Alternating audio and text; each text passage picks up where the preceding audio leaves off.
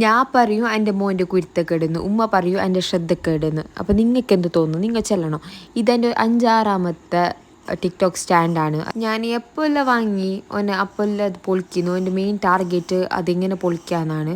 അപ്പോൾ ഉമ്മ പറയുന്നു ഓൻ്റെ ആ ടാർഗറ്റ് അങ്ങനെ ഉണ്ടെങ്കിൽ ഓനിക്ക് കിട്ടുന്നിടത്ത് വെക്കണ്ടെന്ന്. പക്ഷേ എനിക്കത് എടുത്തേക്കാൻ മറന്നോന്ന്. അപ്പോൾ ഉമ്മ പറയുന്നത് അതെൻ്റെ ശ്രദ്ധക്കേടെന്ന്. ഞാൻ പറയുന്നത് അല്ല, എൻ്റെ മോൻ്റെ കുരുത്തക്കേട് ഓവറായത് കൊണ്ടാണ് എനിക്ക് പൊളിക്കാനുള്ള ടെൻഡൻസി വരുന്നതെന്ന്. അപ്പോൾ അങ്ങനെ ഇങ്ങനെ ആയിട്ട് കഥ. അപ്പോൾ ഞാൻ എല്ലാം ഫിറ്റാക്കുന്നുണ്ട്. എൻ്റെ ഞങ്ങൾക്ക് ഇങ്ങനെ സന്തോഷമാകുന്നുണ്ട്. ഇന്ന് നേരെ വീഡിയോ എടുക്കാമല്ലോ എന്ന്. മുമ്പത്തെ സ്റ്റാൻഡില്ലേ ഒരു കാലില്ലാത്ത ഞാൻ അഡ്ജസ്റ്റ് ആക്കിയിട്ട് ഇങ്ങനത്തെ അഡ്ജസ്റ്റ്മെൻറ്റ് ഞാൻ ലൈഫിൽ ചെയ്തിട്ടാന്ന് വേണമെങ്കിൽ പറയാം. അങ്ങനെ അഡ്ജസ്റ്റ് ആക്കിയിട്ട് ഈ റിംഗ് ലൈറ്റ് കിട്ടോളം ഞാൻ അതൊന്ന് സെറ്റാക്കുന്നുണ്ടായത്. ഷെസ്ല നല്ല ഹാപ്പിയിലുണ്ട്.